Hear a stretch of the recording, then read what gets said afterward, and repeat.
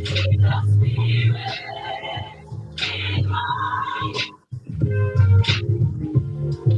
to the Spirit in Mind broadcast with your hosts, Bishop C. Guy Robinson and Dr. Jonathan Shepherd, where we explore faith and mental health perspectives on current affairs. Let's get into today's discussion with the Spirit in Mind. Well, hello and welcome to Spirit in Mind, where you just heard it. We discuss current affairs with faith and mental health perspectives. I'm Bishop Guy Robinson, and it is truly a blessing to be able to have time to share with our Spirit in Mind family once again. And Spirit in Mind would not be Spirit in Mind without our colleague and co-host, Dr. Jonathan Shepherd, who is with us again today. Dr. Shepherd. Yes, Bishop. Good afternoon to you. Good afternoon. Listen, we want you to let everyone know that it is time for Spirit in Mind.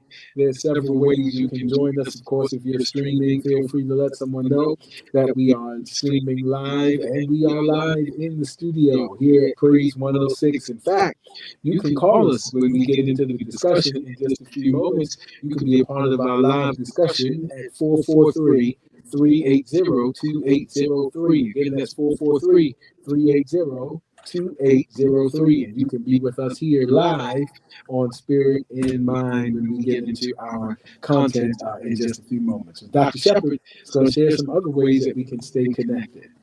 Yes, and thank you again, Bishop, and want to greet everyone who is out there. So glad that you joined us today, whether you're joining us via live stream or if you're joining us listening to the broadcast. We so appreciate your ability to connect with us. I am so thankful for the various comments, the various persons who sent messages, whether they be through our email address or through text messages, or even when you see Bishop or I in person. Thank you for joining us. Thank you for letting us know that you're supporting us. And Bishop, I believe that we're continuing this momentum. And so we want you all to let us know, because that is what drives our passion. That's what makes us come each and every single week, bringing to you the best that we are able to regarding the materials that we're discussing. And let me tell you, reach out to Bishop. You will be so blessed if you do. If you go to his website, you can go there, or social media pages, I should say. You can go to CGR Ministries, and you can see the great things that he's doing. CGR Ministries is on Instagram and or Facebook. You can also go to the website where he is the pastor of the Tabernacle of the Lord Church on 2100 West Baltimore Street or Avenue in Baltimore City. And so we want you to go over there. You can listen to the various messages and sermons that he's sharing. You can also check out the books that he has authored, Critical Collaborations, and even just check out what he's doing over at Morgan State University. God-gifted, a talented person. And so you want to go and check out those things from Bishop C. Guy Robinson. Then you can also go to my website, drjonathanshepard.com, and you can see the wonderful things that are upcoming that I have been involved in, and want you all to know that if you're in need of direct care services, what are direct care services? If you're in need of counseling, therapy, medication management within the state of Maryland or the District of Columbia, you can reach out to me. I can help point you in the right direction. I do my best to point people in the right direction. And even if you don't live in those areas, I typically have a network that I can reach out to who may be able to help you. We're so grateful that in this show, we're able to provide the spiritual guidance, even the mental health guidance that we do. We want you to know that we're here to guide. We're not necessarily here to treat or to diagnose, but we're here to provide assistance and to provoke you to do better. Because in these times, we know that people are ailing in their minds, and not just in their minds, but acting out emotionally. And we're thankful for Spirit of Mind, because Spirit of Mind is a reference point that can help lead you on that right path. And so thank you, Bishop. Absolutely. I want to echo everything Dr. Shepherd just said, and we look forward to our ongoing, for those who are already connected, we look forward to our continuing connection, and we're excited about new connections as we continue to serve in the Spirit in Mind format. We got some other exciting things happening with Spirit in Mind, and we'll be sharing them soon. And so just keep us in your prayers as we continue to grow in grace and knowledge of the Lord. So listen, we've been talking about transitions, and it's always a relevant subject. Our culture is going through transitions. Business world is going through transitions. Our political landscape is going through transitions. It's an election year. Subjects are being brought up, topics and hot button issues and talking points. And it's a time of transition on so many fronts, and even in our personal lives. And so we've been sharing a little bit from our own personal experiences, Dr. Shepard and I, understanding that although there may be distinctions, there are certain points of commonality in which you may hear us sharing and biblical witness. We've been trying to meet at the intersection of all of those things: what's going on socially, what's going on personally, what's going on interpersonally, and what's going on biblically. And with that in mind, we've not only been talking about our circumstances and our transitions, but we've been talking about biblical transitions. And so we've talked about when you first get out in that new place, and we've talked about some of the coping strategies and some of the challenges that can present themselves. We've talked about living in the new place. Like, okay, now I've shifted. Now I'm on that new job. Now I'm in that new school. Now I'm in that new city. Now I'm in this new circle of social circle, if you will. And so what's next? How do I learn to do that? And we use David as an example in terms of living in Ziklag, a place that he really ended up going to as a result of crisis in First Samuel, and having to go there because of his estranged relationship with King Saul. But he's in the land of the Philistines now, which isn't the greatest area to be in, but he's got to learn how to navigate in a new space that's also a difficult space. Maybe some of you have moved into a new season, a new space.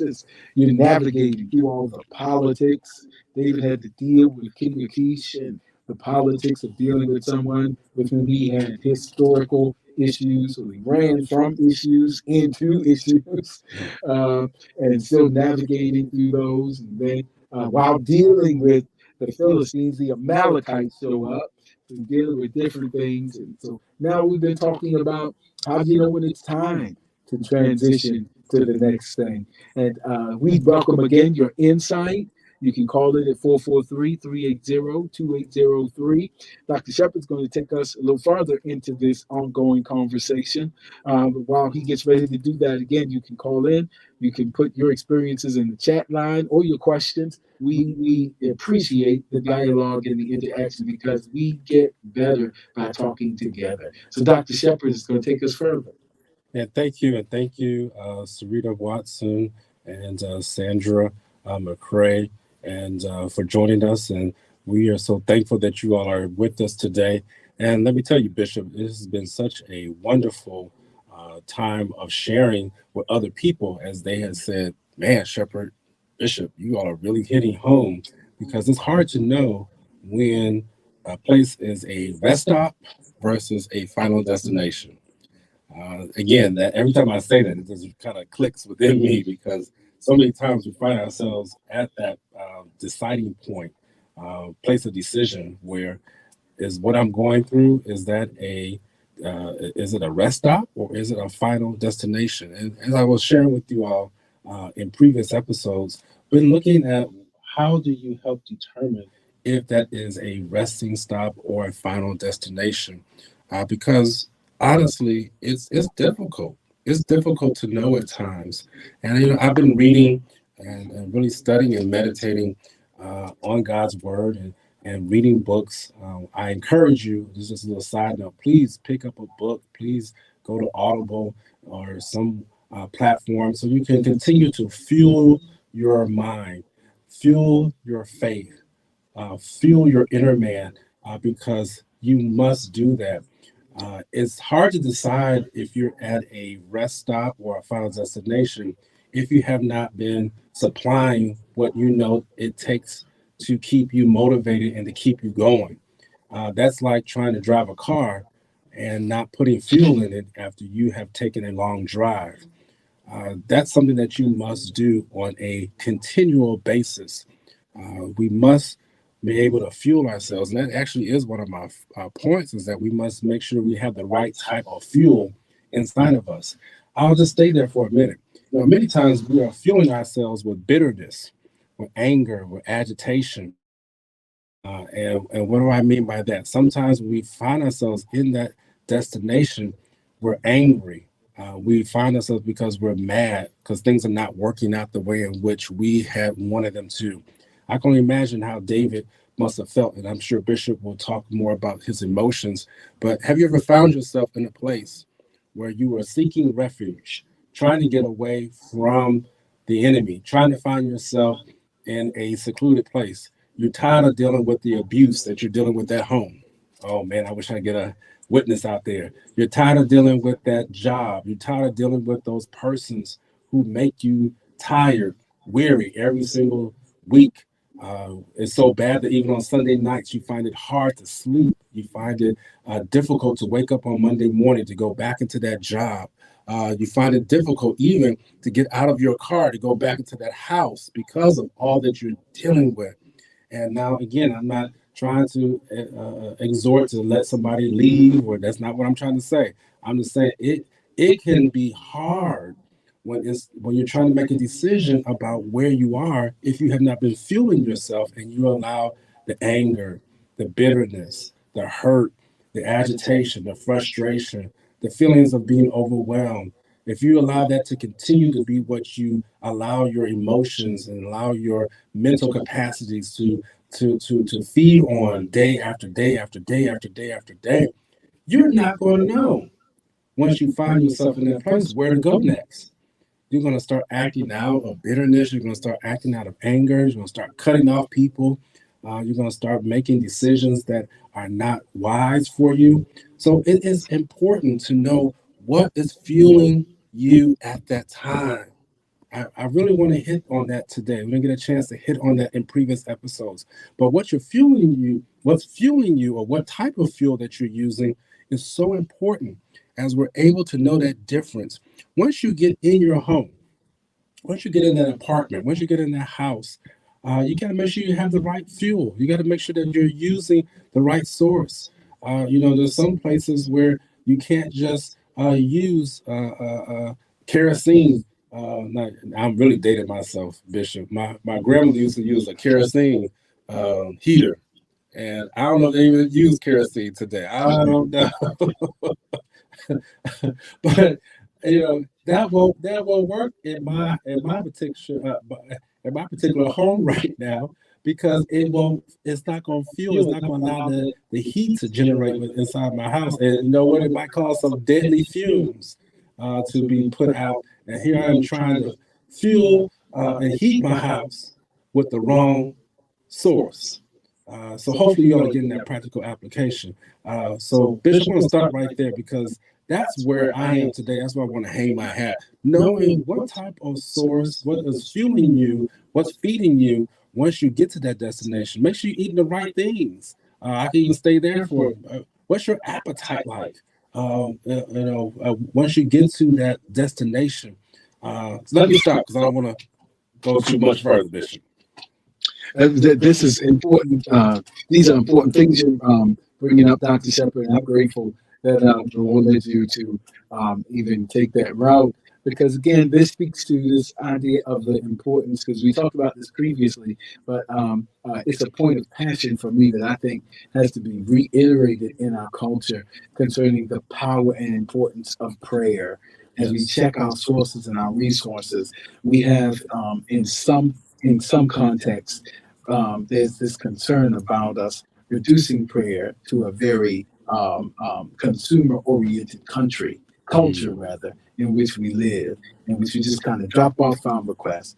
But prayer is a conversation in this sense. Yes. And there's all types of prayer, and some of the what we call in the theological disciplines spiritual formation and spiritual development through contemplative prayer and being in silence. And we can't restrict prayer. But here's some questions that I just jotted down as you were sharing. That these are the questions we have to ask ourselves when we're in that place. Well, first, let me start with the statement. Sometimes growth occurs, as we talked about, through crises. Last week, we talked about crises being growth opportunities. Yes. That in the stages of our psychosocial development, crises and growth opportunities are intertwined. Yes. And so our challenge is there's a prayer request. God, help me to see the growth opportunities.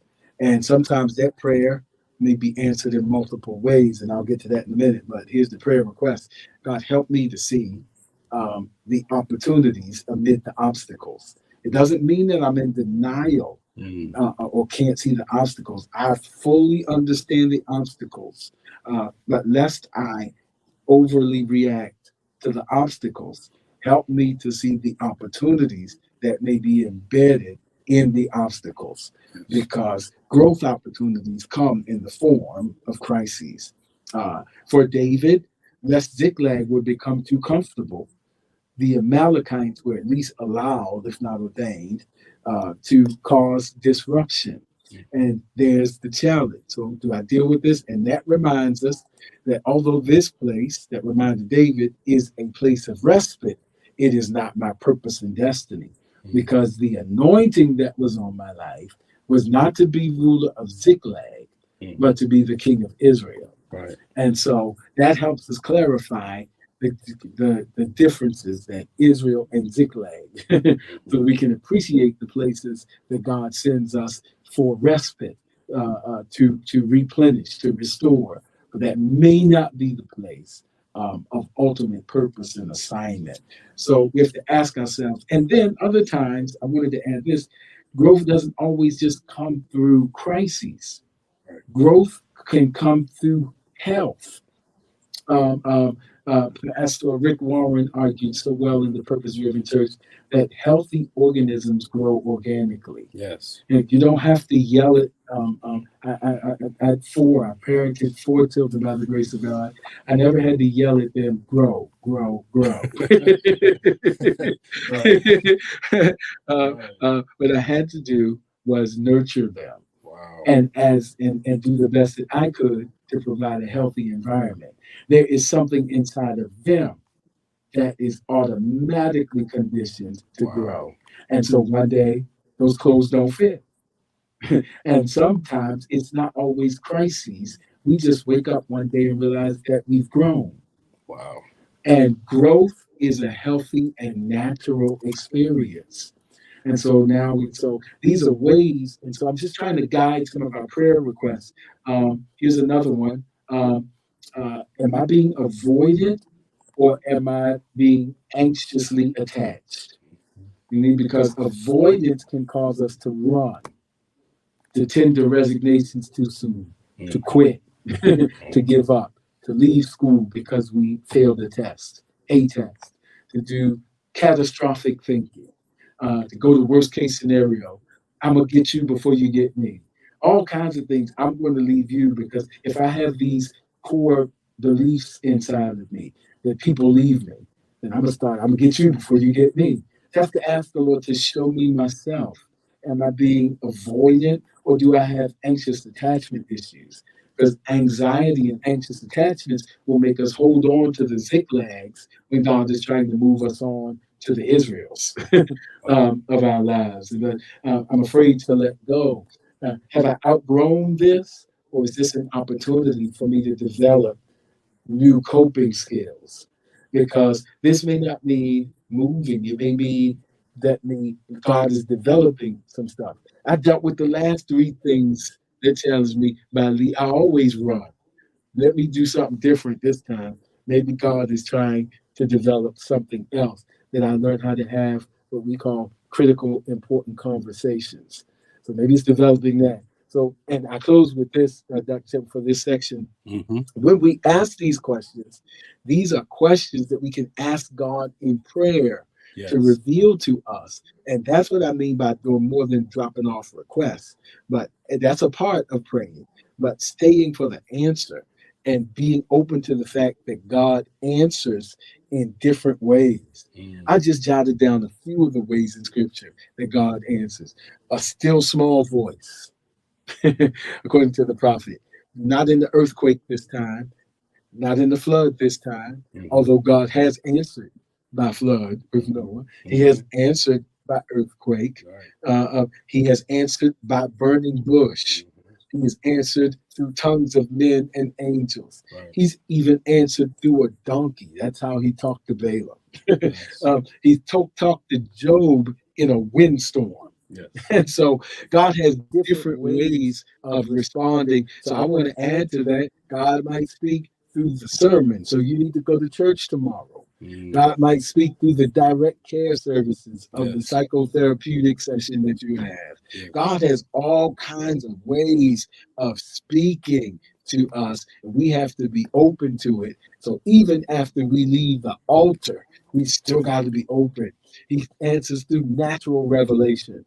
Paul says in Romans 1 that by the visible things in nature, the invisible things of God are clearly seen. Right. He'll get you on a plane and get you up 30,000 feet in the air and show you the clouds and say, God is in control. Yes. He's got me covered. Wow. So be open to all the different ways that God can speak. It might not just be in a dance. It might not just be in a quickening in church. It might be in multiple ways because God's got all kinds of languages for us to be open to. And thank you, Bishop. And I'm just loving the comments that we have for those who are joining us through live stream. And just going to mention a few from Ms. Rebecca about when your growth is stunted, you cry out to the Lord, but be prepared for how he releases you. She also talked about how growth can be painful. And Angela Perkins again mentioned, and I wrote this down, that healthy organisms grow. Yes. And honestly, that's where I want to hang my hat as we are coming to a close here. We have to remember that many times we are so focused in on the crises that we forget that if you are an organism and if you've been fueling yourself right, that you should be growing. I tell people all the time when they come into my office, I would not have a job if I didn't know what normal looked like. People come into my office, they come to the physician, and I hope you all catch this, is that when you have a good physician, the good physician also knows what normal is supposed to be. Just because you have a cold doesn't mean that you have the flu. There are certain things that should happen in your life that is a part of living, that yes, it may not feel good. It may occur to you, but it doesn't mean that you have a disorder. It doesn't mean that you're not functioning properly. And so, Bishop, thank you for reminding us that healthy organisms grow. So if you have been fueling your source, I know exactly where I'm at. If you've been taking in, as Bishop was just saying, if you've been taking on that daily diet of prayer, if you've been taking on that daily diet of meditation, of reading your word, of not forsaking your assembly of together with the saints of the Most High, and going to church and making sure that you're listening to the right music and making sure that you're doing what is right to be able to live a holy and righteous life, healthy organisms grow. Please don't forget that. Because as you grow, there's going to be some changes that occur within your life. And you may not be able to explain it. Others may not be able to explain it. Other people may not even like it. But that's not a time for you to go somewhere and sit down and say, well, I don't know what's going on with me. No, healthy organisms grow. And we want to make sure that if you're healthy, that means that you're taking the right source. That means that you've been fueling yourself with the right source. That means you've been taking in those vitamins, those minerals, those other nutrients that is needed to grow, not just grow spiritually. Yes, we are focused on growing spiritually. But Bishop, I'm just amazed at how many people grow spiritually, but they don't grow emotionally. Oh my Lord. That's a tough. Listen, I know we're in our last couple of moments, and we hope that we gave some stuff that's helpful. And let me close with this: use this content for conversation with persons. Dr. Shepard's a physician. Let me say, he just said something key, that not every cold is the flu, but sometimes if you got it, you can feel like it's the flu. And I got a couple other physician friends, and one thing that really, really worries them sometimes is when people go on the internet and then self-medicate and self-diagnose. As it is in medicine, so it is in the things of the spirit.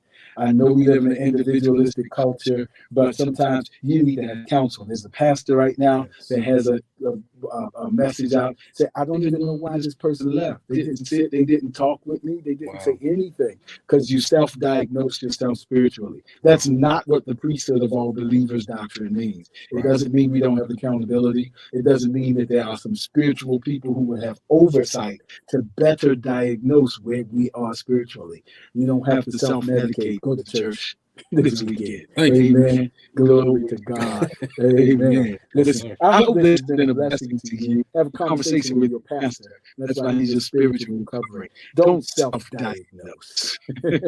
Not every cold is a flu. Not every conflict is a reason to tender your resignation.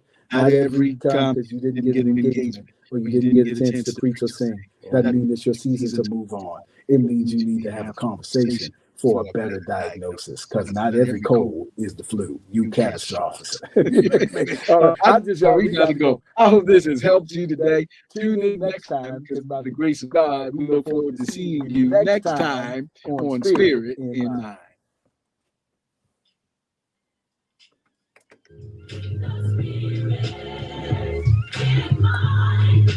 Don't forget to follow us on social media.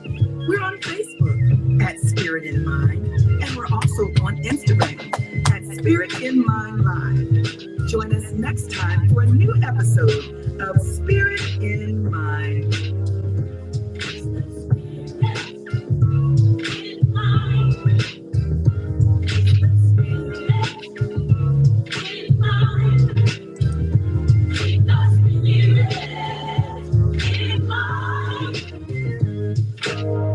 This program is brought to you by Spirit